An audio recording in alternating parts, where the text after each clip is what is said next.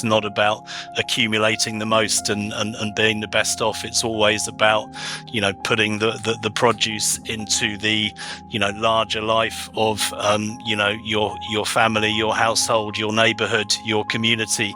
Just this sense of abundance, like in a culture that is so focused on scarcity, and is actually also creating scarcity. There has been a deepening sense that things are astray, that the future doesn't work the way it used to, that the promises of modernity, the promises of modern society are not being fulfilled.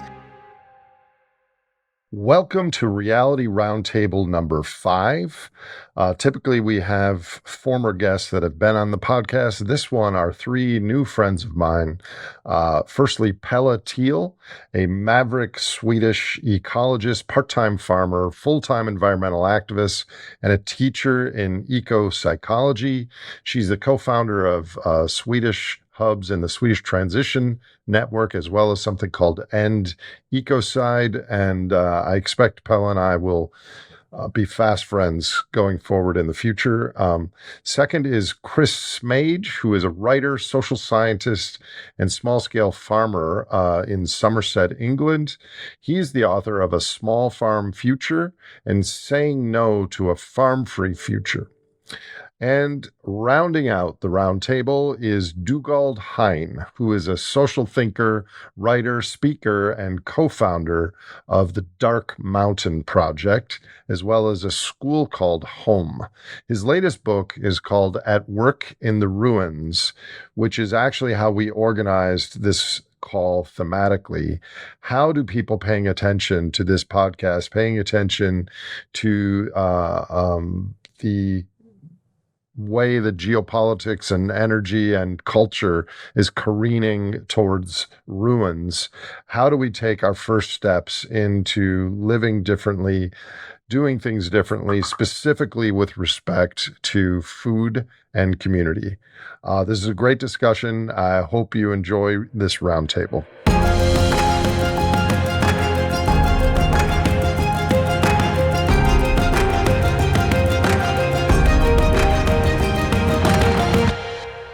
Welcome to Reality Roundtable number 5. With me today are Pella Thiel, Dougald Hine, and Chris. Chris, how do you pronounce your last name? Smaje. Chris Smaje. Chris, where are you joining us from? I'm on my small farm in Somerset, southwest England, about 100 miles west of London. Well, it's great to meet you. I have a copy of your book, Say No to a Farm-Free Future, and welcome to the program. Dougald and Pella, I know you were both in Sweden because I saw you both in person a couple weeks ago. Dougald, good to see you again. Good to see you, Nate. Yeah, joining from the old shoe shop in Östervåla, just north of Uppsala. Excellent. And Pella, hello. Yes, hi, great to be at the table. I am from a small farm as well, 40 kilometers east of Stockholm. Excellent. And I just spent the night there and helped you with your sheep and other chores to pay for my supper. We missed you a lot. When the lambs were making sounds here and waking me up in the morning, I wondered where you'd gone.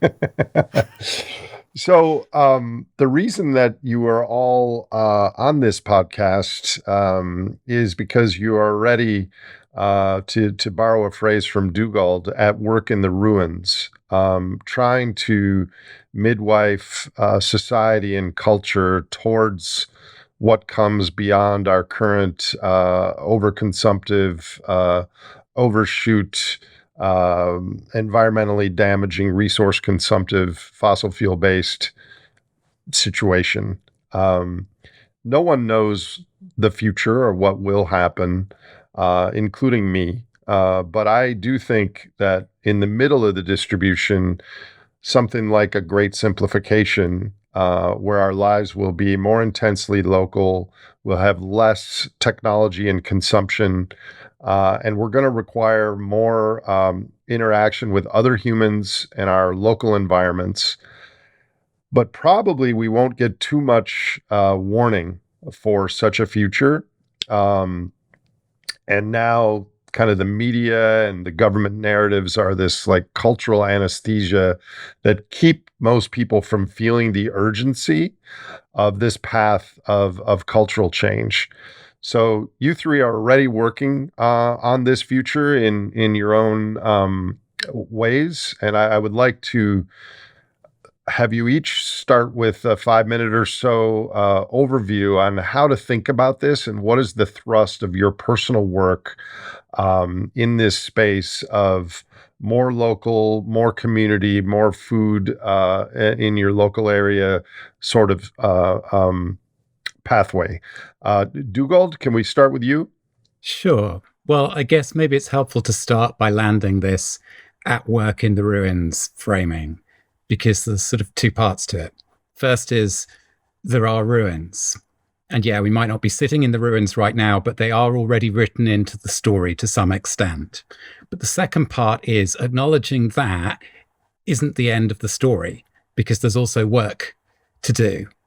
And I guess one way or another, I've been trying to offer framings that make room for recognizing that for quite a long time. And that started publicly back in 2009 when Paul Kingsnorth and I wrote the Dark Mountain Manifesto. And right at the end of that manifesto, we say, the end of the world as we know it is not the end of the world, full stop. So that distinction is trying to highlight the danger that we mistake the one for the other. Because unless we can distinguish between losing the world as we know it and losing the world full stop, then we're going to throw everything at attempts to save or sustain the ways of living that have been taken for granted around here lately at all costs.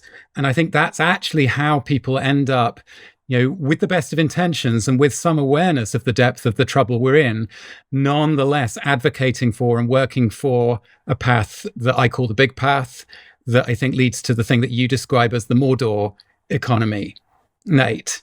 And so in saying we could lose the world as we know it, and we wouldn't have lost worlds worth living for, futures worth attempting to bring about, part of that is trying to just broaden the spectrum of things worth working for to include something more like a great simplification. So I guess my work has been finding these frames, perspectives, and examples that help us out of the trap of mistaking the world as we know it for the only world worth having. And one of the people who took that framing that Paul and I put out in the manifesto and ran with it was an Italian philosopher called Federico Campagna. And the way he tells it is like this. He says, sometimes you're born into the ending of a world. This is a thing that's happened. It's happened to others before in other times and places. He says, how do you tell that the world you were born into is ending? Well, a world is held together by a story. And when the world is ending, its story is coming to an end. And so when people talk about the future within the logic of that world, it no longer sounds convincing. Politicians are no longer able to mobilize people by appealing to the future in the way that worked 2 or 3 generations ago. And instead, what's left politically within that world is that the political potency lies in turning to the past.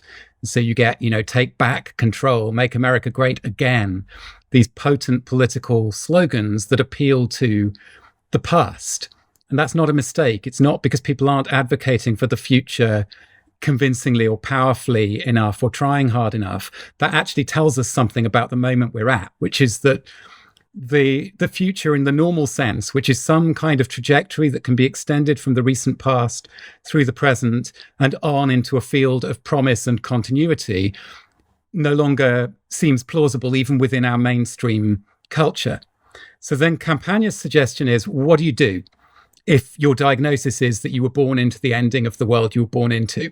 2 things. First, stop worrying about trying to make sense according to the logic of the world that is ending.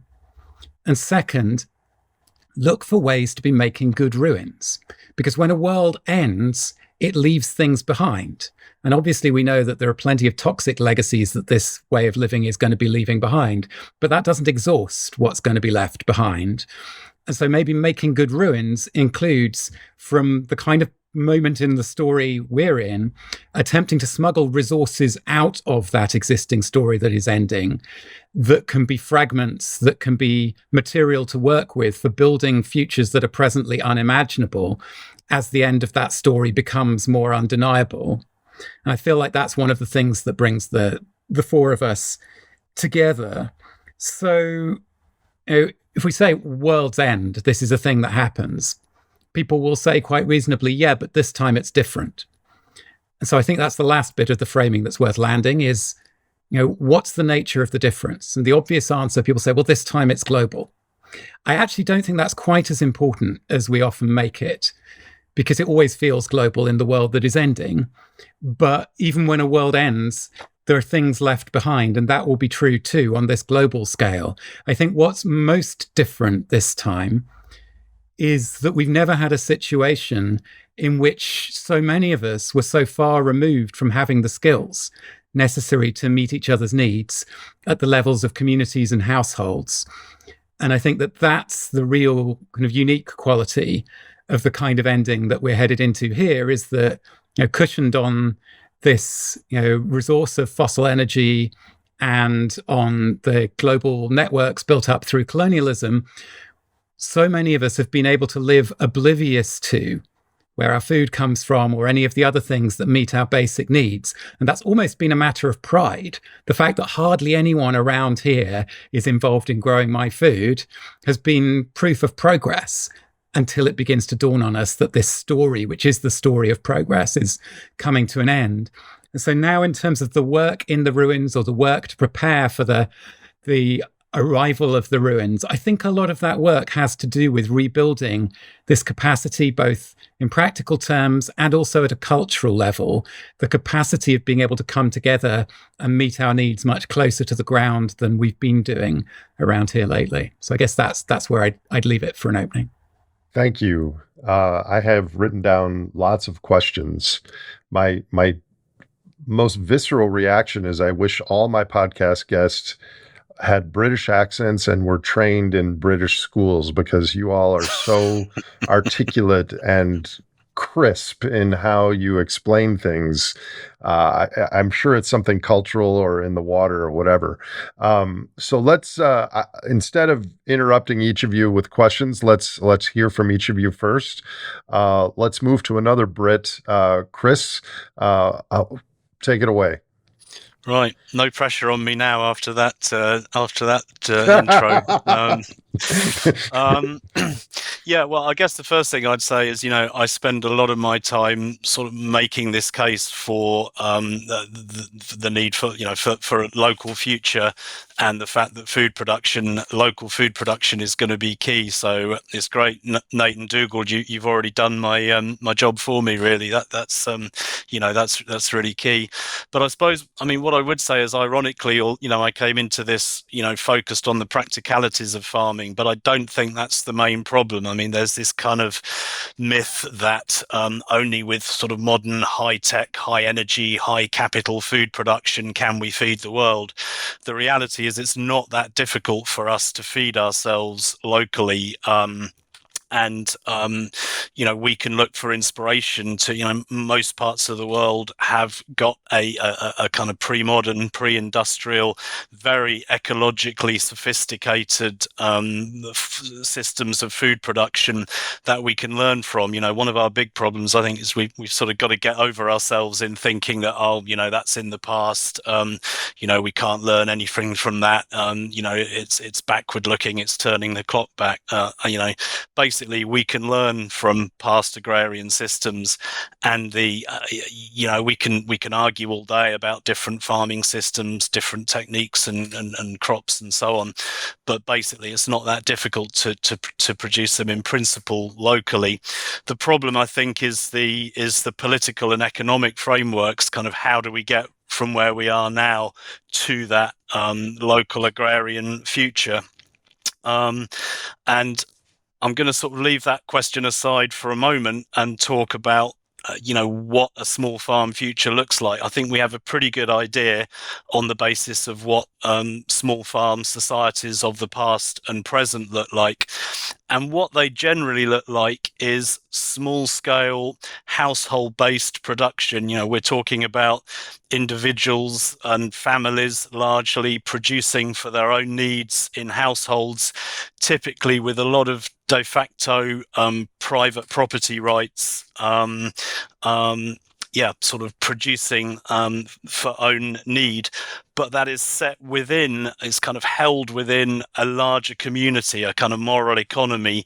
And maybe we'll get into the details of this in the discussion later, the question of commons and so forth. So I write in some of my books about autonomy and community. I think that two levels of sort of households set within communities is important, and this is, I think, is quite confusing to our modern political categories. People really struggle with this.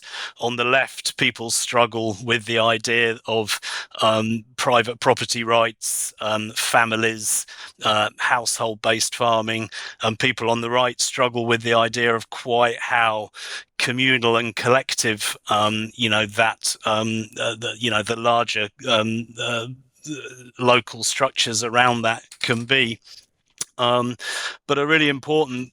There's so many sort of directions that can go in. I think an important aspect from my point of view is the kind of self-limitation of local and household productions. So by producing for yourself or for your community, you get immediate ecological and social feedback about the consequences of your actions. How you farm affects known identifiable people locally, and it affects the known identifiable ecology of the landscape you inhabit. And that's really important compared to the kind of modern global industrial farming system, which is just pushing overproduction the whole time, sort of, pushing us to buy products where we have no idea where what we're buying comes from, the social and the ecological consequences of it. So I think, that is where we're headed, probably whether we like it or not. The big question is how we get there from where we are now. I don't have a lot of faith myself in a sort of modern, gigantic, bureaucratic nation state.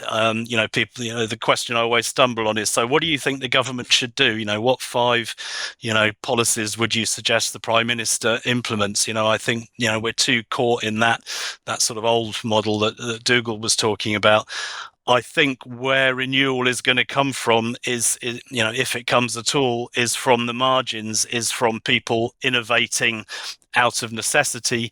In my first book, A Small Farm Future, I used the analogy of supersedure in beehives. I talked about the supersedure state. So when the queen bee dies unexpectedly, the worker bees, after their initial panic, they have to innovate. They have to create a new queen. They have to create a new politics, a new set of relationships with whatever they have to hand. So the way I see this playing out is increasingly large-scale, centralized, bureaucratic states are not going to be able to keep all the balls that we're accustomed to them keeping in the air. They're not going to be able to deliver the service that we expect. People are therefore going to have to innovate that for themselves. And, that is a worrisome and a scary prospect. But also out of that, I see the potential for new kinds of agrarian localism emerging. And I think, where that's going to, where that may or may not work, I think we're going to be looking at a tough politics of access to land. Where that's going to work is when there's kind of distributed, the way that the class politics falls out in terms of distributed access to land. So in terms of my personal work that you asked about, I guess basically I'm on a small farm. I'm trying to figure that out as best I can within present limitations, both in terms of the farming and the the sort of community relationships, how that works socially. In terms of my writing, I think we need to recover some, we've got wrapped up in very kind of modernist political categories, and there are older traditions like agrarian populism, distributism, civic republicanism. We need to sort of look at those more marginalized types of politics that I think speak to present needs. There are organizations, La Via Campesina, I want to mention. The global sort of peasant movement is doing great work worldwide. So getting into that kind of politics of small-scale farming.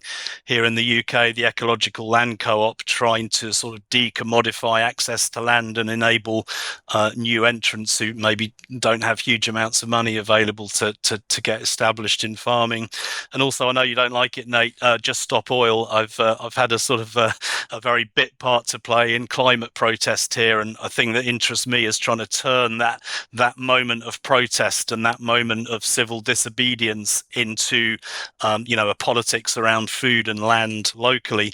And I think finally part of that is going to have to be about conflict resolution, a little bit involved locally in community mediation and that kind of stuff. We have become very accustomed to there being some larger organization that or being able to walk away from local conflicts, or being able to sort of kick it upstairs to some bigger organization. I think it's important for us not to do that, to actually meet each other face to face and learn how to resolve difficulties on a kind of individual and personal level. That's going to be a big part of the future. So yeah, that would be my opening gambit. Excellent. Thank you. Let us pass it over to the next upcoming queen bee, Pella Thiel. Thank you. Yeah, I have a lot of practice in conflicts resolution on a personal level, living on a family-owned farm. So I totally agree with that point. But I would like to start with the storyline of a recent film from last year. It was it got a lot of international awards, but it's a Swedish director, Ruben Östlund, The Triangle of Sadness, where it's a group of very rich people on a yacht, and the yacht is being sunk by pirates, and a group of them are getting saved on a small island. Some billionaires and a couple of supermodels and one of the cleaning women, a Philippine woman who is called Abigail, and she's the only one who has any survival skills at all. So with her ability to fish and to make fire, she can sort of feed the others and takes the lead, and previous power relations become totally upside down. And so she gets a lot of privileges for herself. She gets the best food, and she gets to live in the lifeboat that they have also. So she keeps that as her space, and she also takes one of the male supermodel as her lover. What I remember most from this film, which is horrible and great, and I really recommend it, is that Carl, the supermodel, he says to Abigail, the cleaning lady, "I love you. You give me fish." And I think that speaks volumes. Like, we will tolerate any regime, any authoritarian regime, as long as it feeds us, which is what the fossil system is doing now. But when it breaks down, what will happen? So that's where food sovereignty is a really huge thing. And where I come from is from the transition movement, which is very interesting because I met with that movement in the US, but it's from the UK originally, and I have been active in it and been part of founding the Swedish branch for about exactly 15 years. And food is often a starting point. So this network is focusing on local resilience, or lately shifting into local regeneration. And of course, food has sort of so many layers in what we are trying to do. So we often start there. And I want to tell you what we did when at the outset of the pandemic, when there was sort of the food on the shelves began to not be obvious that it would be there as we were used to. And when sort of the global food security became a thing, it became a discussion, and we were like, yes, how can we grab this opportunity to create some awareness that we have a very vulnerable food system with very low resilience. So we started something that we call the Potato Appeal, where we urged everyone to plant potatoes in a small way or in a bigger way, any way that you could. And we built that on something that a movement or an uprising that was during the First World War in Sweden.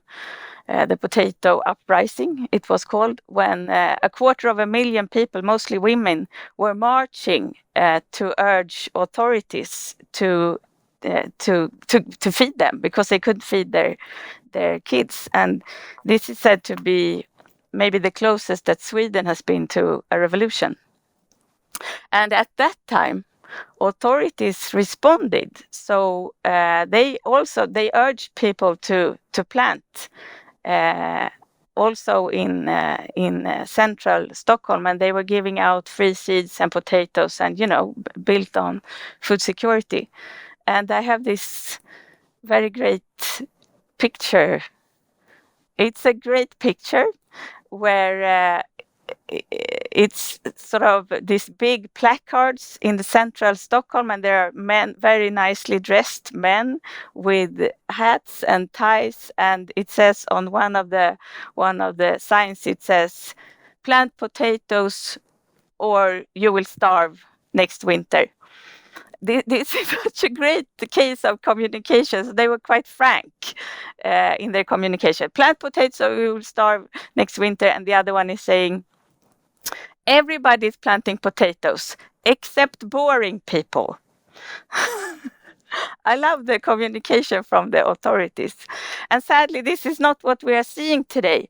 So during the pandemic, the Swedish Minister of Rural Affairs, she said that, okay, yeah, there is a problem. Apparently, the stocks in the supermarkets isn't enough, but you don't have to worry because there will always be food in the restaurants. And I'm like, okay, there's an abyss opening here. Our leaders, I mean, I knew that they don't lead, but sort of the level of awareness is just very close to Marie Antoinette, who said, if people don't have bread, they can eat cookies. And so to me, what the transition movement is doing in a very, very sophisticated way is to work on the responsibility that we have as people. Like, how can we find our agency when it is like this? And what we did in the Potato Appeal is to tell people to plant potatoes, tell others, and ask your local authorities what do they do. And we got a huge, overwhelming response. People were planting potatoes all over and in any way they could. And we're not interested in this this prepper style, every man for himself and feed your family response. But what we want to do is to build community, build relationships. And you can say that, okay, facing what we face with planting potatoes is a small and insignificant response, but actually it isn't, because it becomes a process is starting where you find your agency. It actually becomes very empowering when you plant some potatoes with your neighbors, and in the autumn you get to harvest maybe hundreds of kilos, which people have done, even if they have never grown anything before in their lives. So to us, it's a way of increasing not just the carrying capacity, but the caring capacity and relationships between you and yourself and your agency, and between people, and also between people and land. Thank you, Pella, and thank you all. I have so many questions. Let's just carry on with what you were saying, Pella. Can we prepare for what we envision might be coming by focusing on food, or does the focus on community have to come first? Because as you pointed out, they're interrelated. I always thought that local currencies, like in Bristol or in upstate New York, weren't really to be for trade and commerce, but to build social capital. So can each of you offer your speculation on the relationship between community and food and how they interrelate as we approach a different cultural, lower consumption future? Well, maybe I can bring in an example from something that I created around the same time that Paul and I started Dark Mountain. The same year, I founded an agency called Space Makers, it started as meetups that were happening around London for people who were interested in making use of space that was sitting empty because of the global financial crisis in high streets and neighborhoods. And the best project we ended up doing during the era when I was running the agency was a thing called the West Norwood Feast, which is a monthly community-owned and run street market, which is still going, 12 years and one pandemic later in West Norwood in South London. And we would have, at 6:00 on a Sunday morning, local people getting out of bed, unpaid, to come and put up market stalls up and down the streets of West Norwood.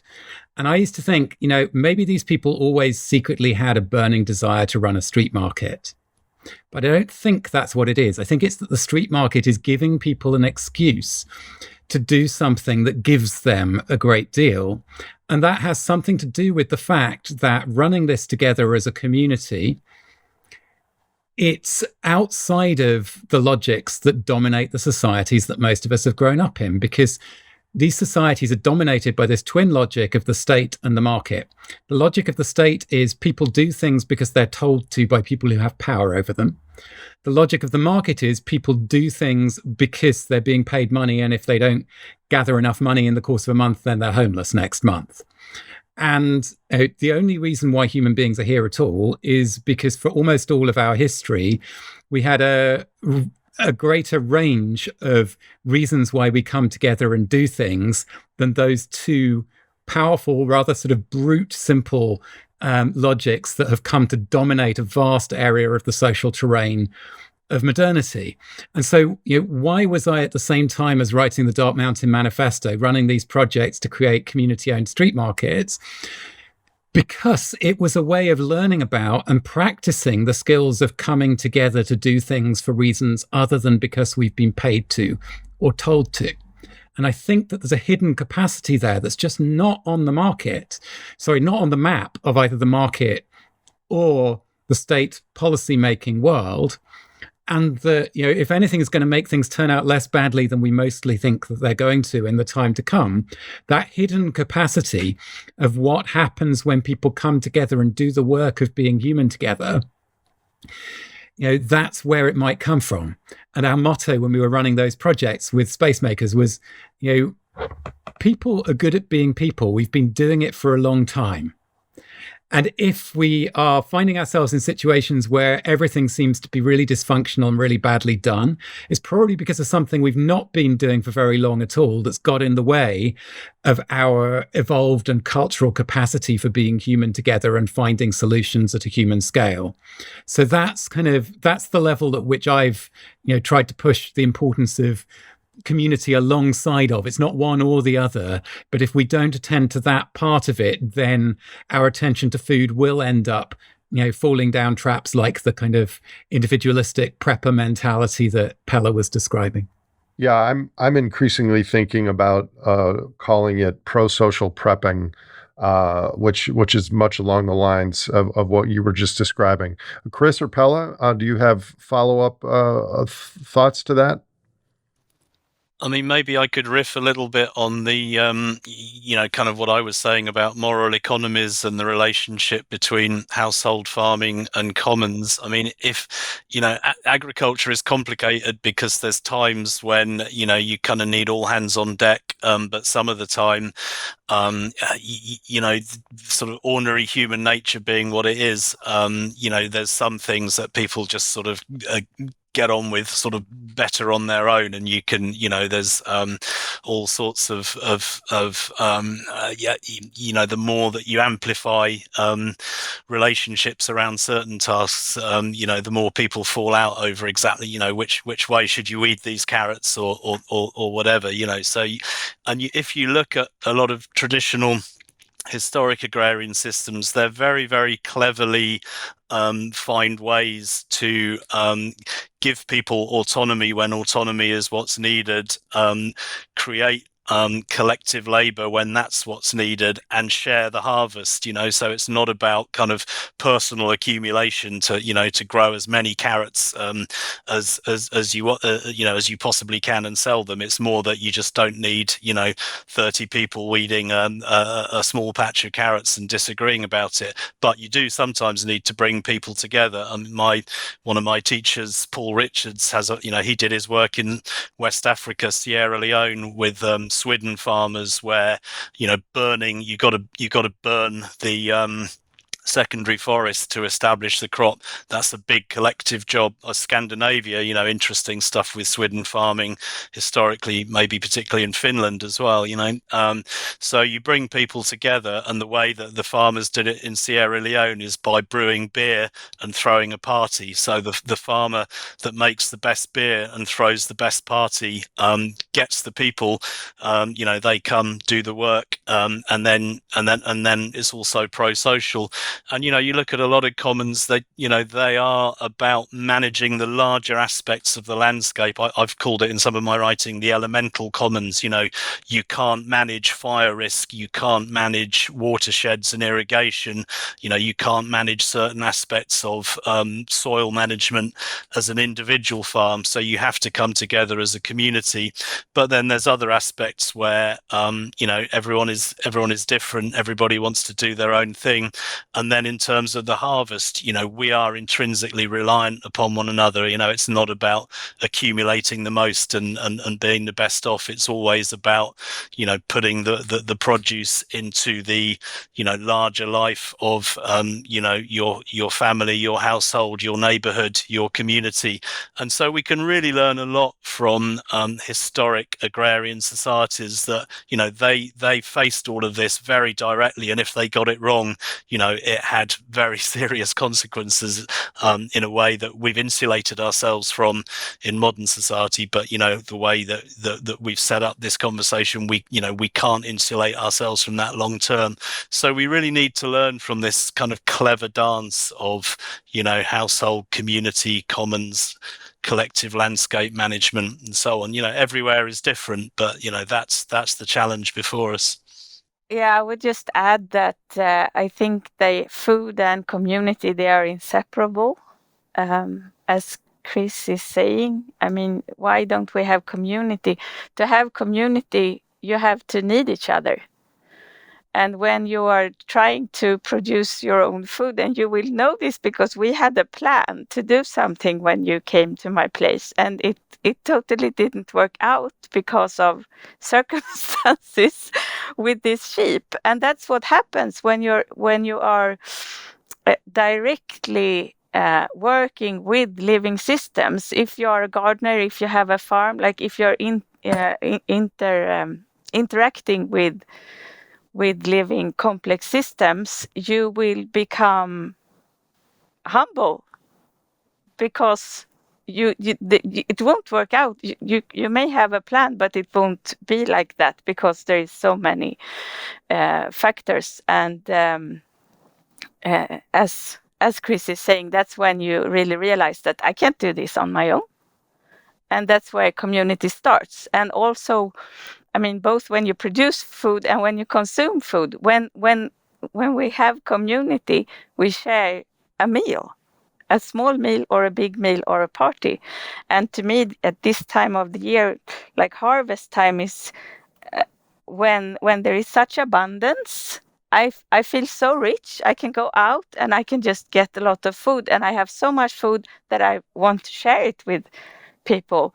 And I think just this sense of abundance, like in a culture that is so focused on scarcity and is actually also creating scarcity, that sense can teach us important things. Except for most people, the abundance is 24/7, 365, because they just go to the grocery store and buy things imported from around the world, from New Zealand and other places. So my next question pertains to that. You all have been working in this space and dedicated to it for a very long time. I would have thought, and I was wrong about this, that as the years went by and the details of our predicament became more and more obvious, that the cultural stories would change at the same time. But it almost seems like denial, and that we're going to be planting potatoes on Mars with Matt Damon, or in our flying cars with net zero, and these other narratives that are very different from At Work in the Ruins are still incredibly popular. So how do you each find the work and the narrative that you're talking is landing with others? Is it still kind of fringe, or is it obvious to people once you have a little bit of a conversation and they're curious and they want to play a role? Have you noticed any change, or what gives you optimism or lack thereof on this issue? I think definitely the sense of urgency is increasing. It's more, you come more directly into really a depth in the conversation, but that is with people who are already caring about nature, for example, and these are the ones I often meet. But I've found that when I started listening to you, and this is like 10 years ago, we were talking so much about peak oil. We had a peak oil film festival. We hired this huge venue, and like 8 people came and wanted to talk about peak oil. So just to try to have this very, very difficult conversation that you have on the Great Simplification, that's too scary for most people I meet. And they just close their ears. So what we try to do is to not have that, to skip that and just start doing something instead. So we have this saying in the transition movement that it's more a party than a protest. So yeah, we know about the meta crisis and everything, but let's plant the potatoes. Or actually, my best transition project is probably the pub in my barn. And I stole this idea. I think it was Paul Kingsnorth who was involved in this money-free pub, the Happy Pig. Was it, Dougald? Yeah. It's one And of they his said, neighbors. It's Mark Boyle. yeah, the penny-free man, moneyless man. Moneyless Yeah. man. The moneyless man. And he wrote about this thing with the Happy Pig. And he said, it's going to be the world's first money-free pub. We just have to fundraise first. And I'm like, I don't have to fundraise. I'll just open the door to the barn and I'll tell the neighbors, now we're going to have a pub. So I think we actually we got ahead of him. But that's been, I don't know how many years, maybe 6 years or something, and we have it a couple of times every year. And my neighbors are, they are just common people, some quite rich people, and they don't want to hear about climate change. They don't want to hear about energy, but they want to meet each other at the pub. So that's how we create community. We're doing very similar things with the old shoe shop here in this little town of 1,500 people where we live. And I completely agree that at the level of starting where you live, creating invitations that bring people through your door and into a space of practicing being human together, that don't rely on them having to buy into the overarching analysis that is why you are doing it, is part of how we get out of feeling trapped by the limits of how many people grasp this analysis. Zooming out a bit, the other thing that I have been tracking over the years is it's very clear that within the wider culture there has been a deepening sense that things are astray, that the future doesn't work the way it used to, that the promises of modernity, the promises of modern society are not being fulfilled, even if at a superficial level, some of the shiny surface of it for some of the people still looks like it's delivering and the supermarket shelves still look full a lot of the time. And that sense of things being astray is very widespread. If you look at population surveys, by the beginning of last decade, so by 2010, you have majorities of 2, 3, or 4 to 1 across the Western countries saying that today's young people are going to have it harder than their parents rather than have a better standard of living than their parents. That reflects this diffuse awareness of something having gone badly wrong. It's a lot of steps from that diffuse awareness to an analysis that might fit with what you're putting forward in The Great Simplification. And in between, that often gets hijacked by clever, cynical politicians who are very good at pointing at an other whose fault it is. Vanessa Machado de Oliveira, the Brazilian scholar who I've worked with a lot, who wrote a fantastic book called Hospicing Modernity. She said to me when we were in Paris in 2018 at the time of the Gilets jaunes protests there, we were walking through the streets of Paris, and she said, it really matters a lot whether people think that the promises have been betrayed, that they could have been fulfilled, but they were cheated, or whether people realize that these promises could never have been fulfilled, that they were never even a good idea in the first place. And a lot hinges on that difference. But it's a big journey. You have to walk a long way with someone else's worldview that dissents from the background reality that we've all been born into. You have to walk a long way with that before you get far enough to see how much help it is, whether it really allows you to understand your situation better. It's a really big ask, and therefore we have to find ways of, sketching on the back of an envelope one little corner of what we're seeing and seeing if that helps someone make sense of something they're experiencing and working from there, rather than having a 300-slide PowerPoint that explains how we got here and what we need to do, that we have to talk people through before we can come into doing anything together. So that's where I find myself circling back from this kind of big zoomed out analysis to agreeing a lot with what you're saying, Pella, about how we start in the places where we find ourselves. I usually only have 200 slides, but I get your point. But yet, I think you need both, right? Because the Great Simplification podcast is a bat signal to people like you around the world that are aware of these things and fluent in them and trying to learn more. But then locally, it's more of a diffuse strategy to just build social capital without all these scary details. That rings true to me. Chris, did you want to add anything?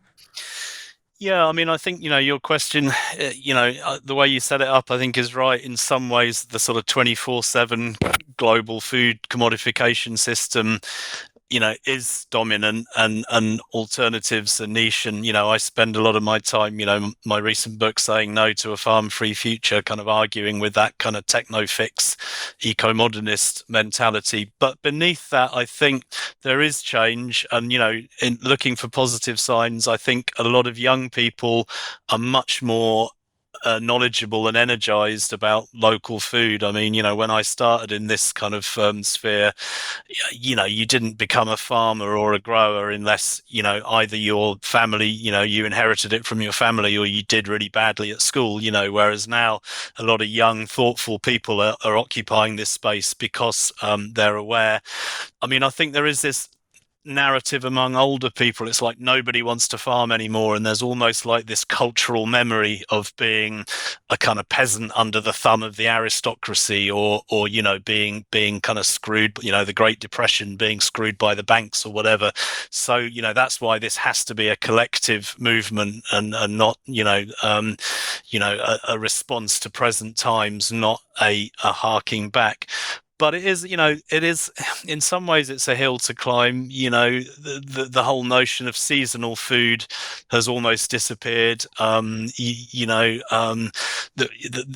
we have a narrative about the sort of food miles narrative. People say, it turns out if you run the numbers, it's more carbon effective to import tomatoes from Spain than to produce them in heated tunnels in the UK. If you want to eat tomatoes in March or April, and I'm like, why would we be eating tomatoes in March or April? No small scale grower I know does that. You eat something else in March and April, and you wait until the tomatoes come through without using fossil fuels to produce them.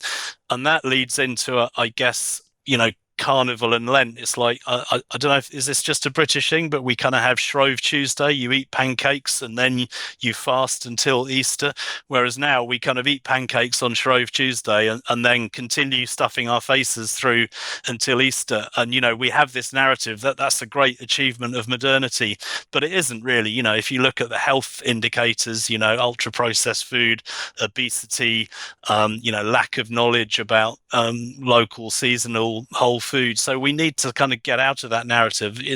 Obviously it's not about being hungry or starving, but we need to, I've written a bit about this in some of my writing. We need to know how to party. We need to know how and when to have carnivals, like Pella was saying. This time of year, the harvest is in, let's have fun and party, but we also need to know when to tighten the belt and to kind of husband and marshal our resources. And that's not intrinsically a bad thing. Being physically hungry is a bad thing, but this is about avoiding that. So I think there are sources of hope, but there is a big kind of ideological onslaught that we have to argue against, which is kind of techno fix more and more. In a way, the whole idea of Lent is to burn capital. That accumulating too much capital, which you've shown in a lot of your work, Nate, is not a good thing. And so we need to kind of get that cultural narrative out there about capital, but also about food. And it's not easy, but there are signs, there are possibilities to do that. Thank you. I want to definitely save time for each of you to give advice to our listeners on how to get started in this direction. But building on your tomato example, so tomato. Sorry, I think no. We can. You say tomato, I say tomato in this case. It's an example of relative versus absolute wealth, and also addiction and convenience, and also status. This is all wrapped into one. And I'm queuing up Pella because I know you just got back from a trip to Nairobi last week. But so much of our consumption doesn't make us happier or healthier. It's just the cultural baseline that we look around, and this is what the other people are consuming. And it's this dopamine treadmill where we're turning billions of barrels of ancient sunlight into microliters of dopamine and getting status in the process. So two-part question for each of you. How much of our consumption is really frivolous and we could be happier with significantly less without realizing it? And also, is it possible to have people living smaller, more agrarian, more local lifestyles start to actually get status for that, instead of being looked at as weirdos or fringe, like, oh my gosh, look at how happy and healthy and what they're doing makes total sense. Maybe I should try something like that. Do each of you have any thoughts on all that? Well, I could sort of build on what Chris was saying just now about noticing differences amongst younger people in a way that maybe speaks to that as well, because I've seen something similar. If I think about the international network that we have around our school, we have this thing, a school called home, and one side of it is very local here, the other side of it is very scattered around the world, gathered in screens like this. And amongst that network, I'm thinking of a young woman who was studying in New York when she first came on one of our courses, and who's now moved to Malaysia, where one side of her family comes from. This is Ayaka Fuji, and she's part of a project where they have taken over a palm oil plantation. So an incredibly destroyed landscape that was previously, to it being turned into a plantation, a very ecologically rich landscape. And they're now bringing it back into use as this agroforestry project, returning it to a condition of far greater diversity and abundance. And listening to her in her 20s speak about this, firstly, the power of the way that she speaks. I remember her saying, we've realized that the land is dreaming of being forest and the people are dreaming of being community.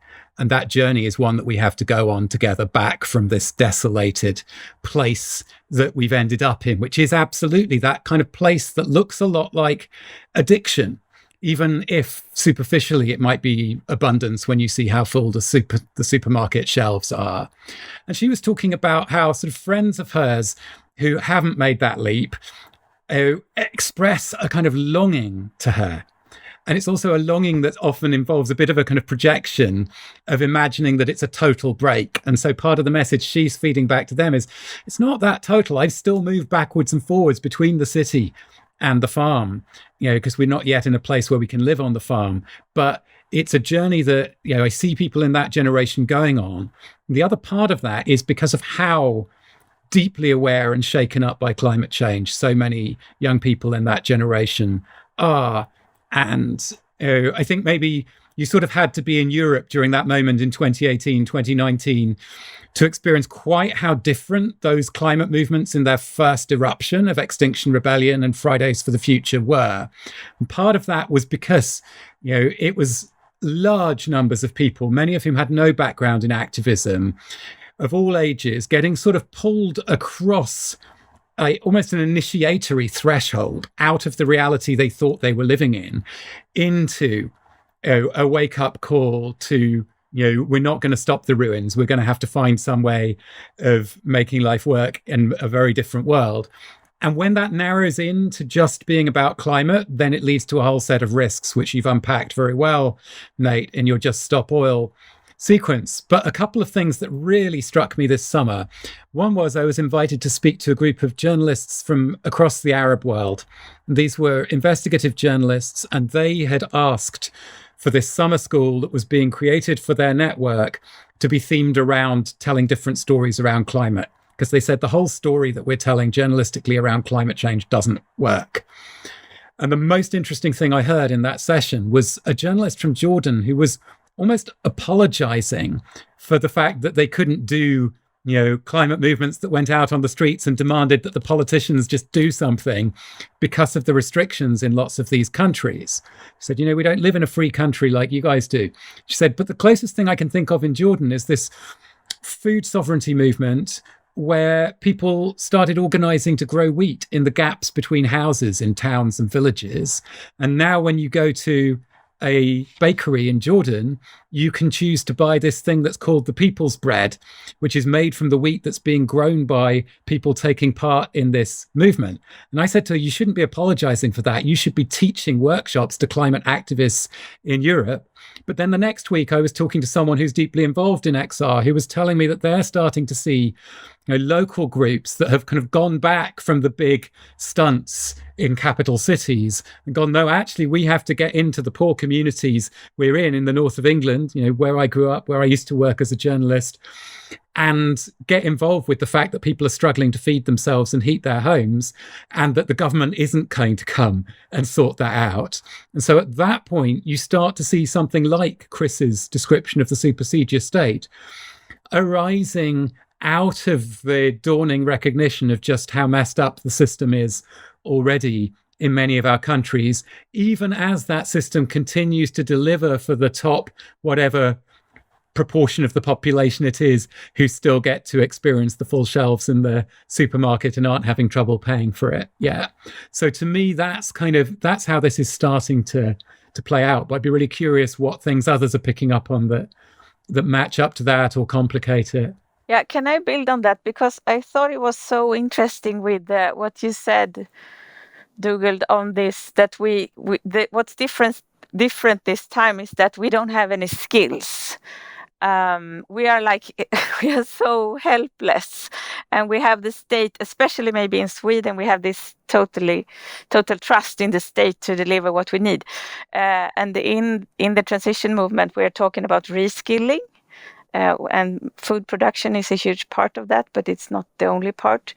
And you mentioned, Nate, that I came back actually yesterday from Kenya, and there I had so many conversations with all kinds of people, like, guards and taxi drivers and whatnot. And they were all, everybody I spoke to knew how to grow their own food because they did that when they were children.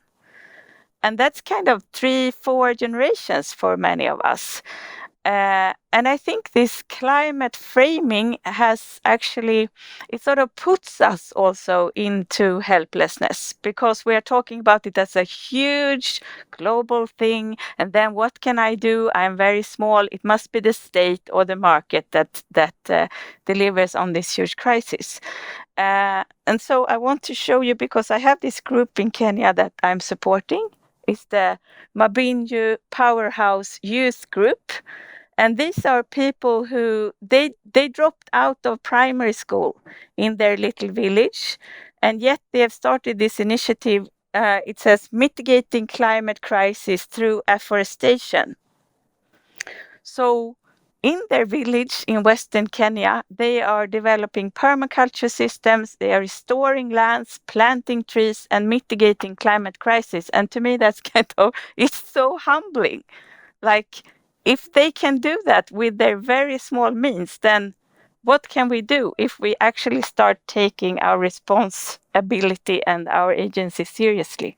Yeah, to the first part of your question, it's probably worth just noting this kind of logic of overproduction in the global agricultural system, where, we've got this massive production of grains beyond what we sort of know what to do with them agriculturally. So we're force feeding them to livestock, turning them into biofuels, and basically there's kind of a logic of comparative advantage where every part of the world, has a complex, mixed, diverse agricultural tradition, but tends to get forced into producing, the single crop or the handful of crops that it can most advantageously sell into global markets in a kind of commodified way. So, my answer to your question is, if we could drop that kind of overproduction dynamic and that kind of monocultural comparative advantage sort of dynamic, it's actually relatively easy to produce a healthy, wholesome, sufficient, good diet through small scale local producers. The second part of your question is the status that attaches to that. I think it's changing. I quit my very nicely paid job as a young college professor to grow vegetables, and people of my generation and my parents' generation thought I was crazy. And to be honest, I thought I was crazy some of the time.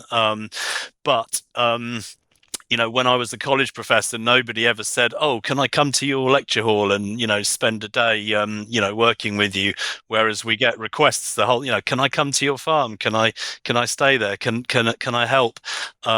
And so I wouldn't say we're at the point yet where being a small holder, a grower, a homesteader, what have you, is regarded as a high status occupation. But I think, in relation to your preamble, I think that will change quickly when, as you said, it's unpredictable how the great simplification is going to happen. But I think people who know how to produce food, I think it will quickly become high status, and people who know how to tighten the belt, who know how to get through, who know how to make do and mend, is suddenly going to be, that's going to be impressive. But there's also an educational dimension to this. We have a forest school, community school thing that happens on our land, where kids who are getting into trouble at school, who basically can't cope with being in the classroom all day, they come out here and spend time just interacting with the wildlife and the trees and the plants, and doing practical hands-on stuff, and it's kind of transformative to them. And we see them, and we're like, these are supposed to be the naughty kids. They're good as gold. They're having a great time. So I think we need to connect with that that need that people have to to be in nature, and not just to be in nature in this kind of wandering sort of admiring the natural world, but being a protagonist in it, thinking about food, how we need to be creatures in nature, kind of producing food for ourselves and getting that feedback. So I think it is changing, whether it's changing fast enough, and whether when these the sort of curveballs that are coming down the line hit us, are we prepared? Probably not. But there is change, and I think again it's that sort of generational thing where I think younger people get it. And we've got the sort of overproduction and less good conditions in mainstream work now, so a lot of young people are like, why would I toil away in this mainstream job and be miserable? And people are looking to to connect to community and food production. Again, a lot of it comes back to the politics of access to land, though, which I think is a really crunchy issue. The economics of land ownership and inflation in land values, and just finding ways to access that for more people and for local communities. But there are positive signs, but we've got some way to go. So on a wish list would be that people of means, philanthropists, etc., would set aside a parcel of land in every community or city in my country or in your country to act as a pilot and a community proving ground for more social capital, more food, more skills. I don't know how likely that is, but I don't think that's impossible to do, and I think that would that would be leverageable. So let me get to the meat of this conversation for the people listening to this who are already aware of they're part of the walking worried, to coin a phrase on what we face. What would be first steps? Because we're hearing the siren song of business as usual and technology will solve it, but people intuitively feel that we, at work in the ruins is a nice phrase that encapsulates what we face. What are some practical steps for people listening to this program, maybe in a semi-rural area or even in a city? How do people get started on planning, building a network, and looking 2 or 3 steps ahead from what we face? Because sometimes it's daunting to get started. Can each of you offer a couple bits of advice to the listeners? The way we often frame it here at the school is we talk about people come to our school because they're drawn to the work of regrowing a living culture. And one of the first challenges is not to construct that work as a big, massive project, but to find the small steps. And that can be, in one way or another, practicing being human together, looking for the kinds of activities that humans have done in almost all times and places where there have been settled groups of humans. And one way or another, that starting point might be that you start doing something different with your garden, because if you live in an area where people walk past, then there's nothing better than starting doing things in the garden for people stopping and talking to you. That was how we started to get to know people when we moved to this town, was because people stopped to look at what we were doing and then came and chatted to us, or we went and chatted to them. But it can also be just getting people together around the table at a very human scale. Ivan Illich, who's one of the thinkers who's really deeply shaped my life and work, He used to say towards the end of his life, the limit of political possibility today is the number of people who can get around a table and share a meal together, which sounds very, very pessimistic the first time you hear it. But then there's nothing that says that everyone needs to be sitting at the same table at every mealtime. And you can actually start to think about a whole kind of layer of political agency, which is below the radar of what we normally think we're talking about when we talk about politics from the perspective of modern institutions and ideologies, in which we meet around sharing food, which is one of the things that unites us. You know, I've yet to meet a human being who doesn't need to eat once or twice a day most days. So in terms of finding common ground from which we can start, and part of what that's about is it's making sure that you've met your neighbors before the crisis comes. Like, you're not having to build the relationships at the moment you're needing to send the message asking for help or offering help within your neighborhood. And the last bit of that I would say is, you know, people who've been in the kind of online courses or in following your podcast or the Great Humbling that I do with Ed Gillespie or the other kind of conversations going on in these networks, they'll often get in touch with me and say, I want to start a book group around hospicing modernity or around At Work in the Ruins, where I live, but I'm having trouble finding people to come. And I go, maybe don't start from there. Maybe don't start from a big book about something or having a conversation about climate change or peak oil. Maybe start from trying to create something beautiful that would be worth doing. You know, I love that quote that's attributed to Martin Luther. It was actually made up by someone during the Second World War. But, you know, if they told me the world was going to end tomorrow, I'd still plant my apple tree. We need to be doing things that have that quality where even if they fail, they will have been worth doing because we were being human together. We were remembering what it was that got our ancestors through hard times, practicing it in a way that has a chance of contributing to us and our descendants coming through hard times, but that also have that quality of the party that Pella and Chris were talking about, that have that quality of conviviality, of the company, of meeting around the table and remembering what it's like to be human together. Start from there. I love that, Dougald. And as you were talking, I just felt this feeling that this is what this whole podcast should be about. And I spend so much time trying to articulate the problems of what's happening in the oceans and with human brain and behavior and energy and money. But what you just articulated is exactly what we should be talking about and catalyzing and trying to pass the baton to others. And it's a monumental challenge, but I think your last 3 minutes just encapsulated it really well. Pella, Chris, hard act to follow there, but do you have recommendations on how people get started?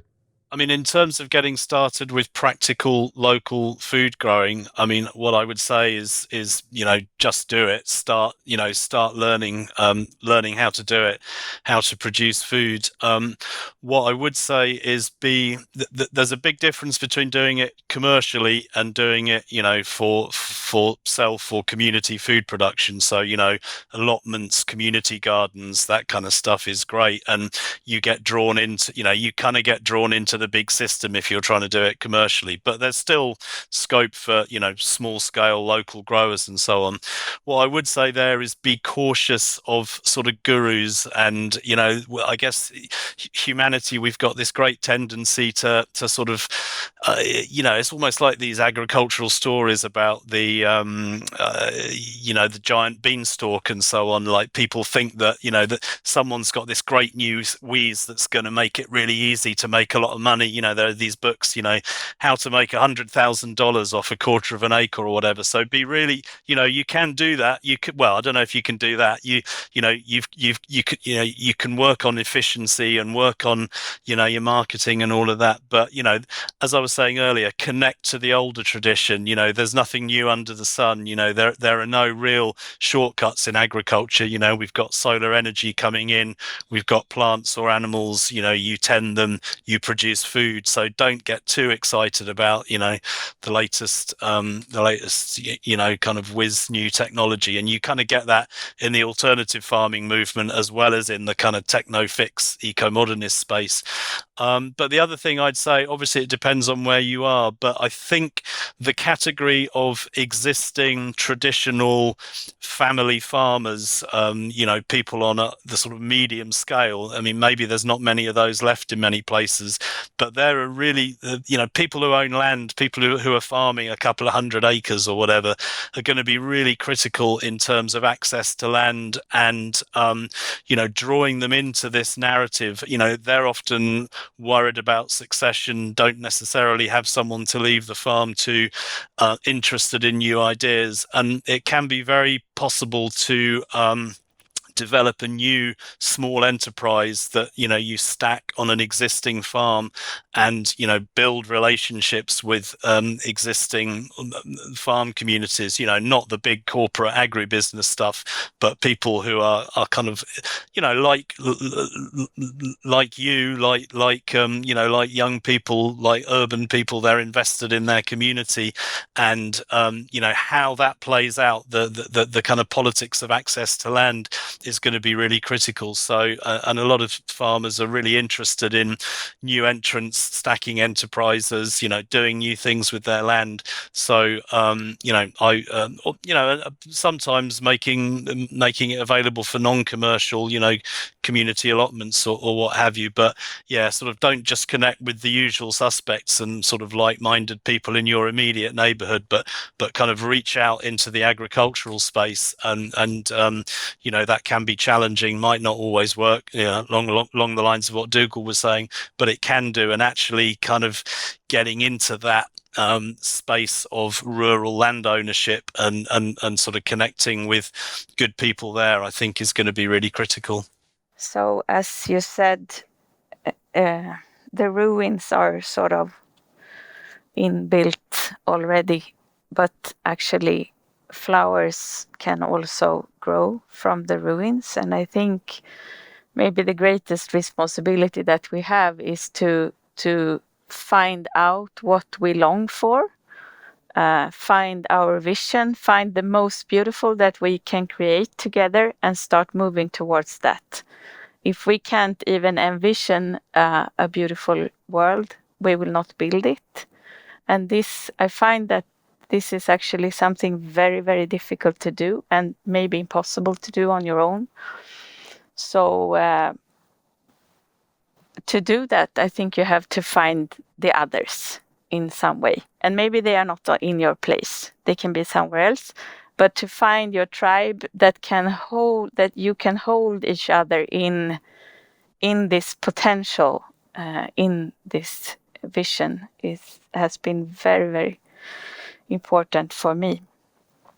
And I also think that in a way this is an existential turn that we are in when it comes to how we see each other as human beings, because from the sustainability lens we are often destructive and damaging, and then what we try to do is to diminish ourselves. We try to diminish our footprints and become smaller and do as little as we can. And when I meet young people, it's often that it would be better if there were fewer of us, or it would be better if there were no people. And I love people, so I think that's a very sad outlook. And a friend of mine in the regenerative farmers community, he's always saying that the landscapes are calling on their people now. So as Chris also mentioned, like, how do we become a productive part of the landscapes? How do we become those who make the world rich and alive again? And that's what the group in Kenya is doing, and a lot of people are also doing that. And I think that's no small thing. Like, that's creating beauty on a place, but it's also creating a beautiful humanity.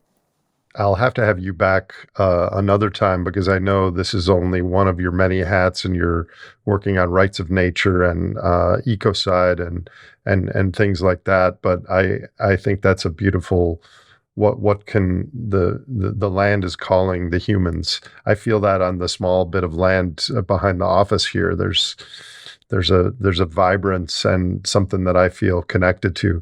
So, final question before I ask each of you for closing thoughts.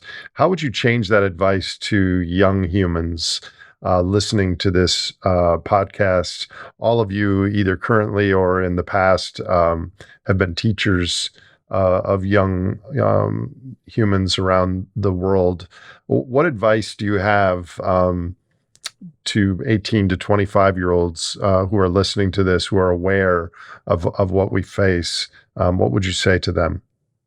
I'd say, don't let anyone tell you that they know how the story ends.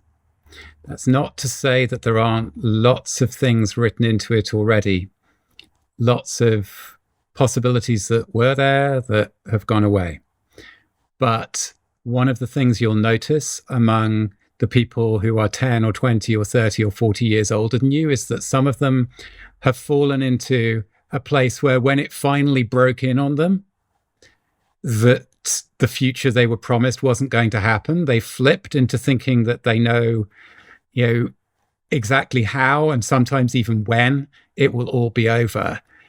That's not the kind of world we're living in. That's not the kind of story that any of us were born into. The other thing I would say is, I have a lot of people who come to me because they know that I write about these things and that I'm a father. I have an 8-year-old boy, Alfie, and they come to me to talk quietly about decisions around becoming parents in a time like this. And I respect the different decisions that people arrive at, and it's always, those conversations are always so thoughtful. One thing that I do say to people is, there are many things that are unique about the times that we find ourselves in, but that parents are bringing children into the world without being sure about or having a sense of being able to secure their future, that bit isn't unique. You are the descendant of many people who brought children into the world under conditions that felt very similar in that respect. So, yeah, I think those are the two things that I would want to say to young people who are often being asked to bear more than their fair share of the weight of knowing the trouble that the world is in and providing leadership in how we respond to it. And I guess that's the last bit, is just so much respect to those who are doing that. I guess, I think young people are perhaps more receptive to some of the stuff we've been talking about. And, Pella's lovely point about the land is calling. I think, what I would want to do is just find whatever way that worked talking to young people to enable them, to answer that call. And I think part of it is, there's a whole debate about rewilding, and people often say, if we're going to rewild, we need to rewild ourselves. And people often agree with that, but they don't really, we don't really do it, because so much of a modern society is about being unwild. It's not about taking risks. It's not about putting yourself out as a protagonist into wild nature, which can be a pretty scary and dangerous place. But I think young people, more than any, are prepared to take risks, and particularly as they see, the future that was promised kind of crumbling a little bit before them. So I guess what I would want to do is help however I can for them to answer that call of the land, and to be really wild about it, and grab that opportunity, in all its danger, but also its promise. That's great. Yeah, I don't have so much to build, actually, apart from just saying that you are significant. We can feel small, and when we view ourselves as separate from, when we view the world as consisting of separate parts, which we often grew up with, we can think that we are insignificant, but we aren't. so that when we find our longing, when we find out what we really, really want to do, regardless of if we succeed or not, then we will create ripples. So maybe that's the first thing, to find out what is important to you, what you want to do, because you long for it to happen. And then see what happens, and know that you're going to fail, but there is no such thing as failure. Failure is always learning. In many ways, I feel like we should just keep talking for 3 hours because we've just scratched the surface of this. I mean, this is the work. This is the conversation. So for now, can you each share where people can find out more about your individual work on these issues? Chris, you've got a couple books out there. Where can people find you?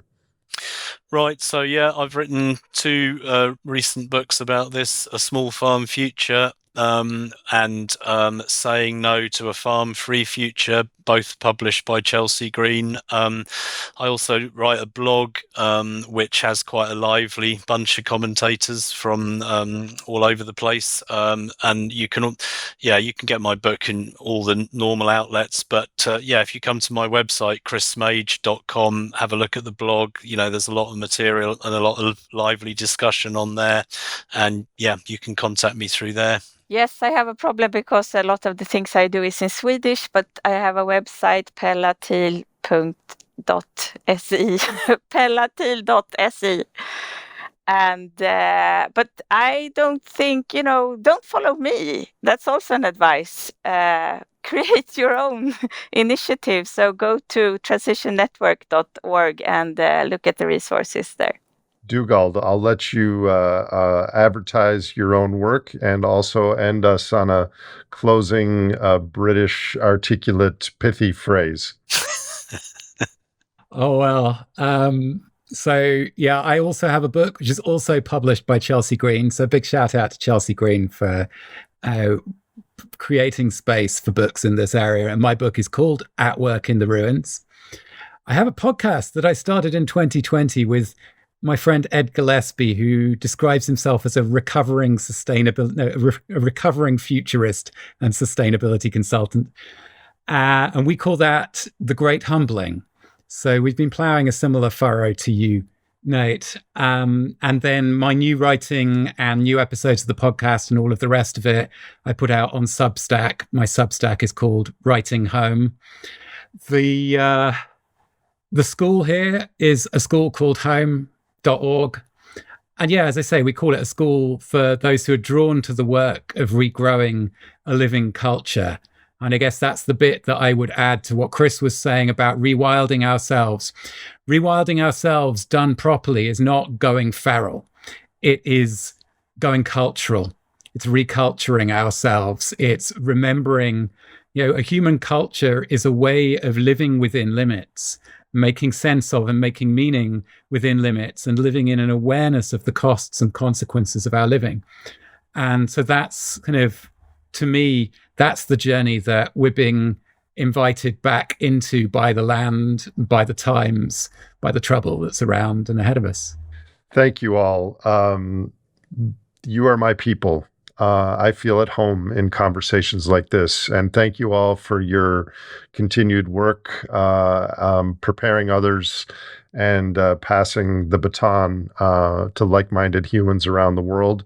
I am sure this will not be our last conversation. To be continued, my friends. Thank you. Thank you. Thank you. Thank you. If you enjoyed or learned from this episode of The Great Simplification, please subscribe to us on your favorite podcast platform and visit thegreatsimplification.com for more information on future releases.